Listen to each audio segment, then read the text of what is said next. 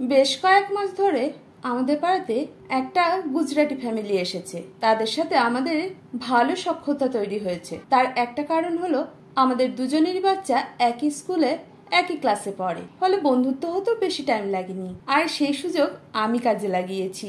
ওই পরিবারের কাছ থেকে আমি নতুন নতুন রান্না শিখেছি বেশ কিছুটা, আর সেই রান্না আপনাদের সাথে শেয়ার করব। আমি সমাজশ্রী চলে এসেছি আজ গুজরাটের একটা নতুন পদ থেপলা, যেটা আমি আজ শেয়ার করব।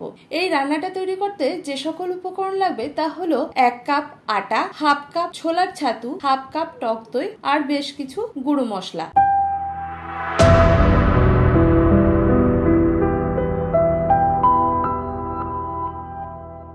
এবার বলি এটা কিভাবে তৈরি করবেন। প্রথমে একটা বড় পাত্রে নিয়ে নিতে হবে 1 কাপ আটা, এর সঙ্গে একে একে যোগ করতে হবে হাফ কাপ ছোলার ছাতু, হাফ চা চামচ জোয়ান।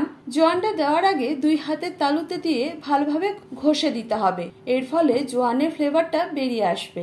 এর সঙ্গে দিতে হবে স্বাদ অনুযায়ী নুন, হাফ চা চামচ হলুদ গুঁড়ো, হাফ চা চামচ কাশ্মীরি লঙ্কার গুঁড়ো। হলুদ আর কাশ্মীরি লঙ্কা এটার কালার তৈরি করার জন্য। আর দিতে হবে 1 টেবিল চামচ সাদা তেল। এরই সঙ্গে দিতে হবে হাফ কাপ টক দই। এই সমস্ত উপকরণ আগে জল ছাড়া মেখে নিতে হবে। এই ডোটা তৈরি করার জন্য যেটুকু জলের দরকার সেটা আগে দেওয়া যাবে না, কারণ টক দইয়ের সাথে এমনিতেই জল থাকে। টক দই আর বাকি উপকরণ যখন সমস্ত ভালোভাবে মিশে যাবে তখন দিতে হবে জল, সেটা একেবারে না, অল্প অল্প করে। এই আটার ডোটা তৈরি হবে রুটির মতো, যেরকম আমরা রুটি খাই ঠিক সেরকম।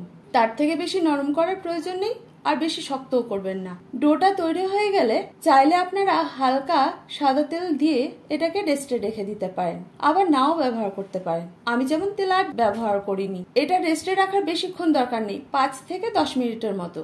এরপর যখন এই থেপলাটা তৈরি করবেন তার আগে আরো একবার ডোটাকে হাতে করে ভালোভাবে মেখে নিতে হবে। এই ডোটা থেকে আটার মতো লেচি বের হয়েছে। এটা আপনারা আপনাদের পছন্দ মতো ছোট বড় তৈরি করে নিতে পারেন। লেচিগুলো সামান্য আটা দিয়ে বেলে নিতে হবে, ঠিক রুটির মতোই। অন্যদিকে তাওয়া গরম করে একটা রুটি সেঁকে নিতে হবে। রুটি সেঁকা হয়ে গেলে এর সাথে যোগ করতে হবে সামান্য তেল। ঘি বা মাখন দেওয়ার প্রয়োজন নেই। এখন থেপলাটা পুরোপুরি রেডি। চাইলে এটাকে আপনারা আচার বা টক দইয়ের সাথে পরিবেশন করতে পারেন। এটার সাথে আলাদা করে অন্য কোনো পদ না নিলেও হয়। যাই হোক, কেমন লাগলো? এটা খুব সহজ না? আর এটা স্বাস্থ্যসম্মত, বেশ অনেকক্ষণ পেট ভরে থাকবে। তাহলে তৈরি করে ফেলুন। তৈরি করার পরে কেমন হয়েছে সেটা আমাকে কমেন্ট করে জানাতে ভুলবেন না। তার আগে আমার ইউটিউব চ্যানেলটা সাবস্ক্রাইব করবেন। ফেসবুক থেকে দেখে থাকলে পেজটাকে ফলো করতে ভুলবেন না। আপনাদের কাছে একটা ছোট্ট অনুরোধ, আমার রান্না যাতে আপনাদের মতো আরো অনেকের কাছে পৌঁছে যায় তার জন্য লাইক শেয়ার করবেন। আজ এই পর্যন্ত, দেখা হচ্ছে পরবর্তী ভিডিওতে। আপনারা ভালো থাকুন, সুস্থ থাকুন আর আমার সঙ্গে থাকুন। ধন্যবাদ।